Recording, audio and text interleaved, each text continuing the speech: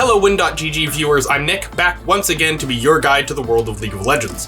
Today we're going to be talking about Renata Glasc, the latest support champion to join the League of Legends. But before we get into all the details, I'm reminding you to subscribe to Win.gg, like the video, and ring the notification bell.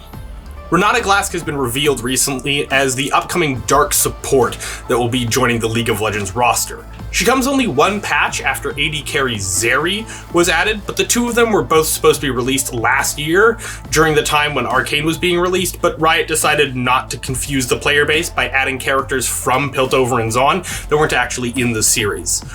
Renata looks to be a really interesting champion with some unique mechanics, but my question is, are her abilities too toxic to even be worth putting in the game? Let's go through Renata's abilities and see exactly why fans are so worried about this new champion. Renata's passive is Leverage.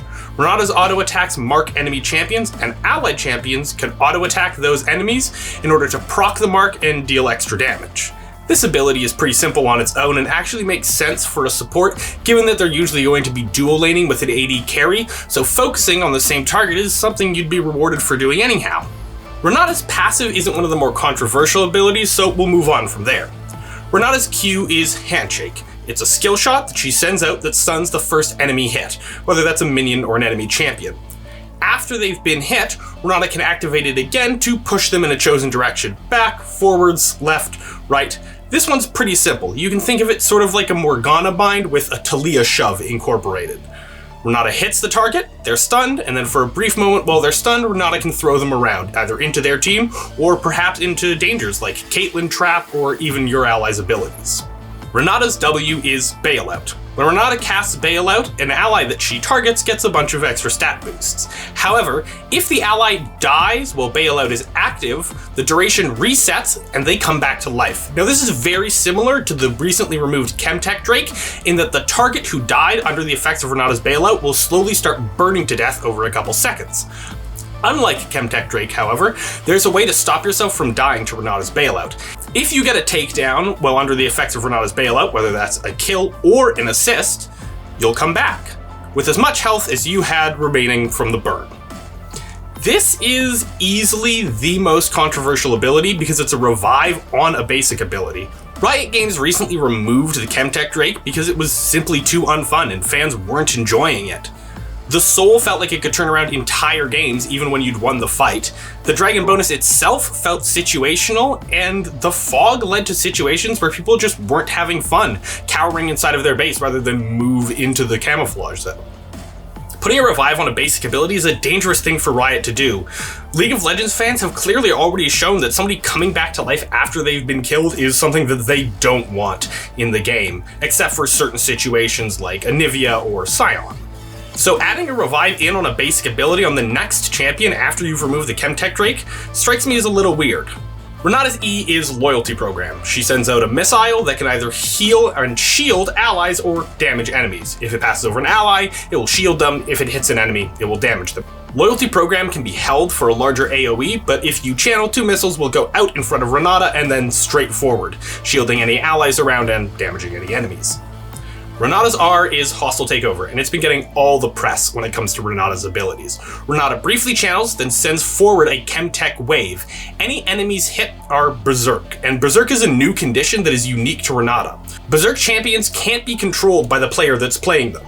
They will turn to the nearest target, prioritizing their allies, then neutral objectives, then Renata's team, and then Renata, and basic attack that target for a couple of seconds, including their allies. So yes, if Renata hits a fed AD carry with this ultimate, she will turn towards her allies who are nearby and begin damaging them. Damaging your allies or being damaged by your allies is something that Riot has been very careful not to add to League of Legends. It's incredibly unfun to feel like your advantage in a game was turned against you. There's only a few champions that can take a fed enemy champion and turn it into an advantage for their team. Viego, for example, has to get a kill before he's able to possess that fed carry and use their stats to turn around a fight. Mordekaiser, in a similar element, has to use his ultimate on the target and kill them in order to use that target's stats. Both of them require you to finish off the enemy champion who's so far ahead in order to get an advantage out of how far ahead they are. Renata, however, just requires you to hit an ability.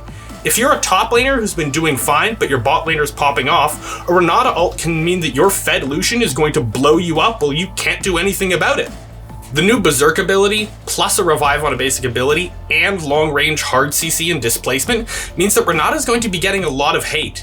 People don't enjoy playing against enchanters with hard CC like Morgana, or even softer versions like Soraka and Janna. On top of this, League of Legends fans have been complaining about the Chemtech Drake, so much so that it got removed. And now, the very next patch, they're adding back in a basically identical effect, except that you can save yourself from Renata's bailout. The cherry on top is the experiences where a team fight will be about to happen. You're funneling into river to fight the enemy team, and one Renata ult will turn the member of your team that you were hoping to turn into your way to win the game into an instantly lost fight for your team, and possibly you being dead before you can even press any abilities. What do you think? Are Renata's abilities as toxic as her lore implies her to be, or perhaps even as toxic as her Chemtech creations, or do you think it'll be fine? There's two abilities here that we've never seen the likes of before, with Renata's Bailout and Hostile Takeover, and it seems like it's going to add a totally new dynamic to the bot lane. It could also happen that Renata releases and it turns out she's weak, but with long-range hard CC, a revive on a basic ability, and the unique ability to turn your allies against you while they're still alive, Renata has a lot of chances to piss off League of Legends players. What do you think? Let us know in the comment section below whether or not Renata's abilities are too out there, too wacky, or just too unfun to be worth adding to the game. And as always, remember to subscribe to win.gg, like the video, and hit the notification bell. Have a lovely day.